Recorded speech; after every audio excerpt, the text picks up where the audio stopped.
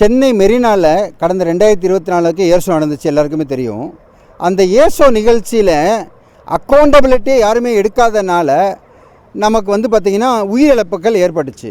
அந்த உயிர் இழப்புகளுக்கு அருண் ஐபிஎஸோட அலட்சிய போக்கு தான் காரணம் அப்படின்னு சொல்லிட்டு நாம் தேசிய மனித உரிமை ஆணையத்தில் ஒரு புகார் அளிச்சிருந்தோம். அந்த புகார் மீது நடவடிக்கை எடுத்துக்கிட்டு இருக்க அந்த நேரத்தில் இவங்க அதுக்கான உரிய பதிலை தராமல் ஒரு அக்கௌண்டபிலிட்டி ஆஃப் த ஆஃபீஸர் கேட்டோம் அப்படின்னா அதுக்கு ரெட்டலேஷனாக என்ன பண்ணுறாங்கன்னு கேட்டிங்கனாக்கா, நாங்கள் உலக மனித உரிமை தினத்தன்னைக்கு ஒரு பரேடு வச்சுருந்தோம். சென்னை எலியட்ஸ் கடற்கரையில் பெசன் நகரில் வச்சுருந்தோம். அந்த இதை நடத்த விடாமல் எங்களை பொய் கேஸு போட்டு பயங்கரமாக துன்புறுத்தி ஒரு 60க்கு மேற்பட்ட போலீஸ்காரர்கள் Chennai greater Chennai city police எப்படி எங்களுக்கு நீங்கள் அக்கௌண்டபிலிட்டி இருக்குன்னு சொல்லிட்டு கேஸ் போடலாம் அப்படின்னு சொல்லிட்டு எங்களை டார்ச்சர் பண்ணி ஜெயிலில் அடைச்சி சட்டவிரோதமான நடவடிக்கையில் ஆஃபீஸர்ஸ்லாம் ஈடுபட்டாங்க. அதில் அருண் ஐபிஎஸ் தான் மெயின் குற்றவாளியாகவும் இருந்தார். அதனால் அந்த ஏர் ஷோ சம்மந்தப்பட்ட விஷயத்தில் நாங்கள் வழக்கு தொடர்ந்ததுனால இந்த மாதிரி ஒரு ரெட்டலைசேஷன் மெஷரில் அருண் ஐபிஎஸ் செயல்பட்டார்னு சொன்னதுனால அவங்க கமிஷன் கொஞ்சம் சீரியஸாக அது நடவடிக்கை எடுக்கணும் அப்படிங்கிறதுக்காகவும் எங்களோட ப்ரேயர் என்னவாக இருந்ததுனாக்கா, இந்த அருண் ஐபிஎஸ் ஸ்டேட்டை பொறுத்தளவில் பெரிய கீ போஸ்ட்டில் இருக்கார். அருண் ஐபிஎஸ் இன்றைக்கி ஆணையர் மட்டும் இல்லை, ஒரு கீ போஸ்ட்டில் எதுவுமே செய்ய முடியாது. ஹைகோர்ட் ஆர்டர் என்னை ஒன்றும் பண்ணாது, தேசிய மனித உரிமை ரெக்கமெண்டேஷன் ஒரு குப்பையில் இருக்க பீஸ் மாதிரி காகிதம் மாதிரி இருக்குது அப்படிங்கிற மாதிரி ஏற்கனவே. ஏன்னா அவர் மேலே 2014 தேசிய மனித உரிமை ஆணையம் அவர் ஒரு குற்றவாளி அப்படின்னு சொல்லிட்டு தீர்ப்பு கொடுத்துருக்காங்க. அப்படி கொடுத்து கூட அவர் மேலே எந்த நடவடிக்கை இல்லை. இப்போ கூட உங்களுக்கு தெரியும், சமீபத்தில் ஹைகோர்ட்டில் ஒரு நீதியரசர்கள் 2 நீதியரசர்களுக்கு கொடுத்த ஆர்டர் மேலேயே ஒரு இம்ப்ளிமெண்டேஷன் அரசாங்கம் பண்ணலை. இதனால் அவருக்கு கட்ஸாகி என்ன பண்ணுறாரு, இன்னும் எவ்வளோ தப்பு வேணாலும் பண்ணலாம்னு நினச்சிட்ருக்காரு. இதெல்லாம் எடுத்து நாங்கள் தேசிய மனித உரிமையத்தை சொன்னோம். ஏர்ஷோவில் ஒரு அக்கௌண்டபிலிட்டி அவங்க கரெக்டாக மெயின்டைன் பண்ணியிருந்தாங்க அப்படின்னா அரசாங்கம் ஒரு ஆணையர் மேலே ஏதாவது ஒரு நடவடிக்கை எடுத்திருந்தாங்கன்னா, கண்டிப்பாக சொல்கிறேன், இப்போ கரூரில் 41 பேர் இறந்தாங்கல்ல, அந்த சம்பவம் நடந்திருக்காது அப்படின்னு சொன்னதுனால அவங்க என்ன பண்ணியிருந்தாங்கன்னா, இந்த வழக்கெல்லாம் மொத்தமாக ஒன்று சேர்த்து ஒரு விசாரணை கமிஷன், அதாவது டைரக்டர் ஜெனரல் இன்வெஸ்டிகேஷன்கிட்ட இந்த விசாரணை முழுமையாக மேற்கொண்டு சம்மந்தப்பட்ட அந்த அருண் ஐபிஎஸ் உள்ளிட்ட அத்தனை அதிகாரிகள் மீதியும் விசாரணை பண்ணி அறிக்கை தாக்கல் பண்ணுங்கன்னு சொல்லியிருக்காங்க. அதன் பேரில் விசாரணை ஆணையமானது 10/11/2025 14/11/2025 வரைக்குமே ஒரு வார காலம் இதான் முதல் டைம் இந்திய வரலாற்றிலே, அதுவும் தமிழ்நாடு போலீஸ் வரலாற்றில் ஒரு ஆணையர் மீது ஆணையம் விசாரணை கமிஷன் வச்சுருக்கு அப்படின்னா இதுதான் முதல் முறைங்க. ஏன்னா இந்த மாதிரியான ஒரு விஷயங்கள் இனிமேல் எதிர்காலத்தில் நடக்கக்கூடாது. இப்போ பார்த்திங்கன்னா இந்த ஏர்ஷோவில் அவங்க பண்ண விஷயந்தான் அந்த இன்றைக்கி கரூரில் 41 பேர் இறந்ததுக்கு காரணமாயிடுச்சு. இன்னும் அந்த அலட்சிய போக்கு இருக்கக்கூடாதுங்கிறதுக்காக மட்டும்தான் இப்போது இந்த ஆணையம் தீவிர நடவடிக்கையை எடுத்துகிட்டு இருக்காங்க.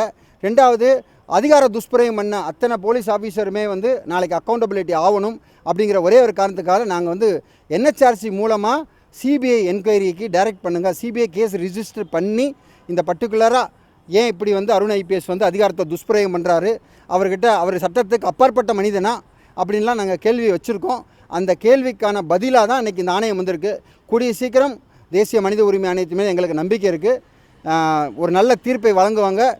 சிபிஐ, மத்திய புலனாய்வுத்துறை அருண் ஐபிஎஸ் மேலே நடவடிக்கை எடுக்கும்னு நான் நம்புகிறோம்.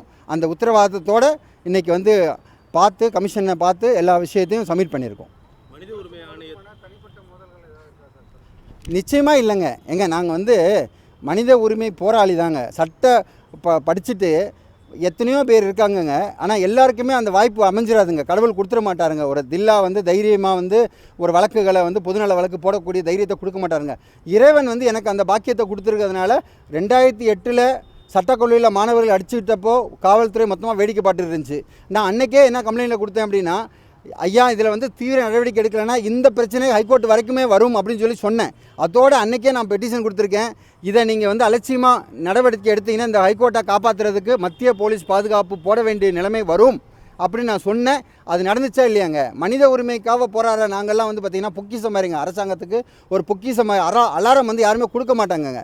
நாங்கள் கொடுக்குற அந்த சம்பவத்தை அலாரமாக எடுத்து அதை சரிப்படுத்தினாங்க அப்படின்னா அடுத்தடுத்த பேடான நிகழ்வுகள் இருக்காது. ஒன்றும் இல்லைங்க, இன்றைக்கி 5 பேர் இறந்து போனாங்க, அசால்ட்டாக காம்பன்சேஷனோட முடிச்சுட்டாங்க.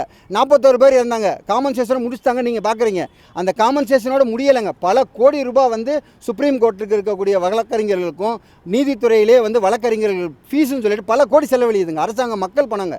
அதை சரியான முறையில் டீல் பண்ணுங்கள், மக்கள் வரி பணத்தை தேவையில்லாமல் வீணடிக்காதீங்கிறக்காக என்ன மாதிரி பொதுநலத்தோடு இருக்கக்கூடிய ஆர்வலர்கள் முன் வந்து போராடுறவங்க. இதில் எந்த விதத்துலையும் அவருக்கோ எனக்கோ மீதி அதிகாரிகளுக்கோ எந்த தனிப்பட்ட காழ்ப்புணர்ச்சியோ வெறுப்போ இல்லைங்க. தவறு நடக்கும்போது சுட்டி காட்டுறேன். நல்லா யோசிச்சு பாருங்கள். இப்போது இந்த ஏர் ஷோவில் மட்டும்தான் சுட்டி காட்டுறீங்க. இதுக்கு முன்னாடி ஏதாவது ஒரு விஷயத்தை ஃபைல் பண்ணியிருக்கேன் சொல்லுங்கள் பார்க்கலாம். இல்லையே. அது அலட்சியம் ஒத்துக்கிறீங்களா? இப்போ பத்திரிகையாளர்கள் நீங்களாம் ஒத்துக்கிறீங்களா? அது ஒரு ஏர் ஷோவில் நடந்த விஷயம் வந்து ஒரு அலட்சிய போக்கால் நடந்த விஷயம்னு ஒத்துக்கிறீங்களா? அப்படிங்கும்போது இருக்கும்போது நம்ம எப்படிங்க தனிப்பட்ட முறையில் வந்து இதை வந்து தாக்குதல் தனிப்பட்ட ஆனால் அவங்க வந்து அப்படி தான் வந்து சொல்லிக்கிட்டு இருக்காங்க. நம்ம எப்போயுமே தனிப்பட்ட தாக்குதல் எந்த அரசாங்கத்துக்குமே நம்ம வந்து தனிப்பட்ட இப்போ முதல்வர் இருக்காருன்னா அவரோட ஒவ்வொரு செயல்களையும் பாராட்டக்கூடிய செயல்களை நாங்கள் வந்து பாராட்டுறோங்க, மனசார பாராட்டுறோம். அவருக்கே லெட்டர் அனுப்புகிறோம். தேவைப்படும் போது மீடியாக்கெல்லாம் நாங்கள் சொல்கிறோம் முதல்வர் மேலே. ஆனால் இந்த மாதிரி அதிகாரிகள் அலட்சிய போக்கால் நடக்கக்கூடிய விஷயங்களுக்கு முதல்வர் தானே பொறுப்பாக முடியும். காவல்துறை வச்சுருக்க முதல்வர் தானே பொறுப்பாக முடியும். தமிழக காவல்துறை நல்ல காவல்துறைங்க. மனித உரிமை மீறலில் வந்து எல்லா அதிகாரியும் ஈடுபடலைங்க. இந்த அருண் ஐபிஎஸ் மாதிரி ஒரு சில நயவஞ்சக ஆஃபீஸர்ஸ், டெலிக்வெண்ட் ஆஃபீஸர்ஸ் சொல்லுவோம் இல்லையா, அந்த ஆஃபீஸர்ஸ் மட்டும்தான் ஈடுபடுறாங்க. எவ்வளோ நேர்மையான அதிகாரிகள் இருக்காங்க, அவர்களெல்லாம் சல்யூட் பண்ண வேண்டிய கடமையில் நாங்கள்லாம் உட்காந்துருக்கோங்க. எவ்வளவோ அதிகாரிகளுங்க அதே பெசனர் பீச்சில் எனக்கு வந்து நடந்த அந்த அநீதிக்குங்க சொல்லணுன்னா அநீதிங்க.